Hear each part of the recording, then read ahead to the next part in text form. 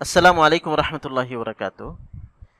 যে সমস্ত স্বামী স্ত্রী বা দম্পতি স্বাভাবিক পদ্ধতিতে সন্তান জন্ম দিতে পারেন না, তাদের জন্য বর্তমান চিকিৎসা বিজ্ঞানে কিছু পদ্ধতি রয়েছে। সেই পদ্ধতিগুলোর মধ্যে কোনটি জায়েজ আর কোনটি জায়েজ নয়, বা জায়েজ হলে কেন জায়েজ আর জায়েজ না হলে কেন জায়েজ নয়, আজকে আমি এই বিষয়টি নিয়েই কথা বলবো।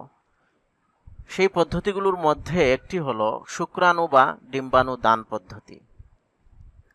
অনেক পুরুষ তাদের শুক্রাণু বিভিন্ন হসপিটালে দান করে থাকেন। একইভাবে অনেক নারী তাদের ডিম্বাণু বিভিন্ন হসপিটালে দান করে থাকেন। তারপর সেই হসপিটালগুলোতে এই শুক্রাণু এবং ডিম্বাণুগুলো সংরক্ষণ করে রাখা হয়, এবং যখন কোনো স্বামী স্ত্রী এই হসপিটালগুলোতে যান, তখন এই শুক্রাণু এবং ডিম্বাণুগুলো তাদেরকে ব্যবহারের সুযোগ দেওয়া হয়, এবং তারা চাইলে এই শুক্রাণু এবং ডিম্বাণুগুলো ব্যবহার করে ল্যাবরেটরির মধ্যে এটা থেকে ভ্রূণ তৈরি করা হয়। এবং এই স্বামী স্ত্রীর মধ্যে যদি স্ত্রী গর্ভধারণে সক্ষম হয়ে থাকেন, তাহলে এই ভ্রূণটা তার জরায়ুতে স্থাপন করা হয়। আর যদি স্ত্রী গর্ভধারণে সক্ষম না হয়ে থাকেন, তাহলে অন্য কোনো নারীর জরায়ুতে সারোগেসি পদ্ধতিতে এটা স্থাপন করা হয়। তো এই যে শুক্রাণু এবং ডিম্বাণু দান পদ্ধতি, এটা কোনো অবস্থাতেই জায়েজ নয় ইসলামের দৃষ্টিতে। কারণ হলো, ইসলামের দৃষ্টিতে একজন সন্তানের বাবা মায়ের পরিচয় থাকা অবশ্যই জরুরি। মানে সে কোন বাবার শুক্রাণু থেকে এবং কোন মায়ের ডিম্বাণু থেকে জন্ম লাভ করেছে, জেনেটিকভাবে তার প্রকৃত বাবা এবং মা আসলে কে, সেটা চিহ্নিত থাকতে হবে এবং সেটা নির্ধারিত থাকতে হবে, এবং বাবা এবং মা হিসেবে তারা থাকতে হবে। বাবা মায়ের এই পরিচয়, বাবা মা হিসেবে থাকাটা ইসলামের মধ্যে অত্যন্ত জরুরি। কিন্তু এই যে শুক্রাণু দান বা ডিম্বাণু দান পদ্ধতি, এটাতে এই জেনেটিক বাবা এবং মায়ের পরিচয়টা ওইভাবে থাকে না। এই জন্য এই পদ্ধতিটা কোনো অবস্থাতেই জায়েজ নয়। আর দ্বিতীয় আরেকটি পদ্ধতি হলো যে এই স্বামী এবং স্ত্রী স্বাভাবিক পদ্ধতিতে সন্তান জন্ম দিতে পারছেন না, কিন্তু স্বামী এবং স্ত্রীর শুক্রাণু এবং ডিম্বাণু ঠিক আছে। এই তাদের শুক্রাণু এবং তাদের ডিম্বাণু থেকে ভ্রূণ তৈরি করা সম্ভব। তখন কি হয়, এই স্বামীর শুক্রাণু নেওয়া হয় এবং স্ত্রীর ডিম্বাণু নেওয়া হয়। তারপর ল্যাবরেটরির মধ্যে সেই শুক্রাণু এবং সেই ডিম্বাণু দিয়ে ভ্রূণ তৈরি করা হয়, এবং ভ্রূণটা তারপর স্ত্রীর জরায়ুতে স্থাপন করা হয়। এটাকে বলা হয় আইভিএফ, বা এটাকে টেস্ট টিউব বেবি পদ্ধতিও বলা হয়।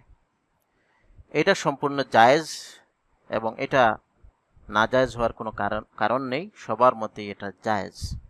কারণ এখানে স্বামীর শুক্রাণু এবং এই স্ত্রীর ডিম্বাণু ব্যবহার করা হয়েছে। যেহেতু স্বাভাবিক পদ্ধতিতে যৌন মিলনের মাধ্যমে গর্ভধারণ করা তাদের পক্ষে সম্ভব হচ্ছে না, এই জন্য মূলত শুক্রাণু স্বামী থেকে নিয়ে এবং ডিম্বাণু স্ত্রী থেকে নিয়ে সেটাকে ল্যাবরেটরির মধ্যে ভ্রূণ তৈরি করা হয়, এবং তারপর সেই ভ্রূণটা এই স্ত্রীরই জরায়ুতে স্থাপন করা হয়। এটা হলো আইভিএফ বা টেস্ট টিউব বেবি পদ্ধতি। এটা সম্পূর্ণ জায়েজ এবং এটার মধ্যে কারো কোনো দ্বিমত নেই। তৃতীয় আরেকটি পদ্ধতি হলো যে স্ত্রী গর্ভধারণে অক্ষম, মানে তিনি বা গর্ভধারণ করা তার জন্য ঝুঁকিপূর্ণ, তিনি সন্তান গর্ভে ধারণ করতে পারবেন না, হয়তো তিনি অক্ষম, অথবা ডাক্তাররা বলেছেন যে এটা তার জন্য ঝুঁকিপূর্ণ। তো সেই জন্য সারোগেসি পদ্ধতি অবলম্বন করা হয়। সারোগেসি পদ্ধতি হলো যে এই স্বামীর শুক্রাণু এবং এই স্ত্রীর ডিম্বাণু নেওয়া হয়, এবং তারপর সেটা ল্যাবরেটরির মধ্যে সেটা থেকে ভ্রূণ তৈরি করা হয়। তারপর সেই ভ্রূণটা অন্য একজন নারীর গর্ভে বা নারীর জরায়ুতে স্থাপন করা হয়। ওই যে অন্য একজন নারীর গর্ভে বা জরায়ুতে স্থাপন করা হয়, সেই নারীকে বলা হয় সারোগেট মা। মানে তিনি আসলে তার গর্ভ বা তার জরায়ুটা ভাড়া দিয়ে থাকেন, বা তিনি এই দম্পতির জন্য, এই স্বামী স্ত্রীর জন্য তার গর্ভটা, তাদের হয়ে তিনি তার গর্ভটা, তাদের সন্তানটা তিনি গর্ভে ধারণ করেন, এবং এই যে তিনি সেবা দিয়েছেন এটার জন্য তিনি একটা পারিশ্রমিক বা বিনিময় নিয়ে থাকেন। তাহলে এটা হলো সারোগেসি পদ্ধতি। আর এই যে গর্ভধারণ করেন যিনি, তাকে বলা হয় সারোগেট মা। আর প্রকৃত বা জেনেটিক বাবা মা হচ্ছেন তো ওই দম্পতি যাদের শুক্রাণু এবং ডিম্বাণু নিয়ে ভ্রূণ তৈরি করা হয়েছিল, এবং তারপর এই সারোগেট মা মূলত সন্তান জন্ম দেওয়ার পর এই সন্তানকে এই যাদের হয়ে তিনি গর্ভধারণ করেছিলেন সেই দম্পতির কাছে হস্তান্তর করে থাকেন। তাহলে এই যে সারোগেসি পদ্ধতি, এটা নিয়ে অনেকে বিভিন্ন ধরনের মতামত দিয়ে থাকেন। অনেকে এটাকে নাজায়েজ বলে থাকেন, কিন্তু এটা আসলে নাজায়েজ হওয়ার, ইসলামের দৃষ্টিতে নাজায়েজ হওয়ার কোনো কারণ নেই। কারণ হলো এটাকে আমরা অত্যন্ত চমৎকারভাবে বুঝতে পারি যদি ইসলামের দুধ মাতার যে একটা অবস্থান রয়েছে সেটার সাথে যদি এটাকে মিলিয়ে দেখি। ইসলামে যে দুধ মাতাকে মা বলে অভিহিত করা হয়েছে, সূরা নিসার 33 নম্বর আয়াতে আল্লাহ বলেছেন, ওয়া উম্মাহাতুকুম আল্লাতী আরদানাকুম, যে সমস্ত মায়েরা তোমাদেরকে দুধ পান করিয়েছে, তোমাদের সেই মায়েরা যারা তোমাদেরকে দুধ পান করিয়েছে।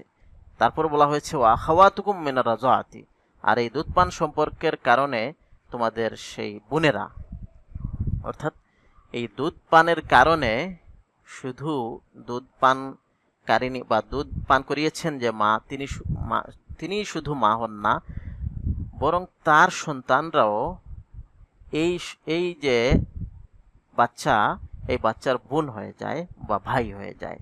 পুরো একটা সম্পর্ক, বংশীয় সম্পর্কের মতো একটা সম্পর্ক তৈরি হয়ে যায়। তাহলে সন্তান জন্মদানের পর যেভাবে সেই সন্তানকে দুধ পান করানোর জন্য আরেকজন নারীর কাছে দেওয়া যায়, এবং সেই নারী দুধ পান করালে সেই নারী তার মা হয়ে যান, এবং সেই নারীর সন্তানরা এই বাচ্চার ভাই বোন হয়ে যায়, বা পুরো একটা মানে বংশগত সম্পর্কের মতো পুরো একটা সম্পর্ক আত্মীয় স্বজনের সাথে তৈরি হয়ে যায়। এটা ইসলামের মধ্যে দুধ মায়ের ক্ষেত্রে বা দুধ পান করার ক্ষেত্রে এই বিধানটা দেওয়া হয়েছে। তাহলে এটার সাথে মিলিয়ে দেখলে যে একজন দম্পতির হয়ে মূলত একজন নারী তাদেরই শুক্রাণু এবং ডিম্বাণু থেকে তৈরি ভ্রূণটা তার গর্ভে ধারণ করেছেন। এই যে গর্ভে ধারণ করার সেবাটা তিনি দিয়েছেন, এটাকে ওই দুধ পানের সাথে মিলিয়ে দেখা যায়, এবং এই পদ্ধতিতে তিনিও এই সন্তানের মা হন, সারোগেট মা হন। আর প্রকৃত বা জেনেটিক মা তো হচ্ছেন তারাই যারা শুক্রাণু এবং ডিম্বাণু দিয়েছেন বা যাদের হয়ে তিনি গর্ভধারণ করেছেন। তাহলে এই পদ্ধতিতে কোনো সমস্যা নেই এবং এটা নাজায়েজ নয়। আল্লাহ সুবহানাহু ওয়া তাআলা আমাদের সবাইকে সঠিকভাবে দিন বুঝার তৌফিক দান করুন। ওয়া আখিরু দাওয়ানা আনিল হামদুলিল্লাহি রাব্বিল আলামিন।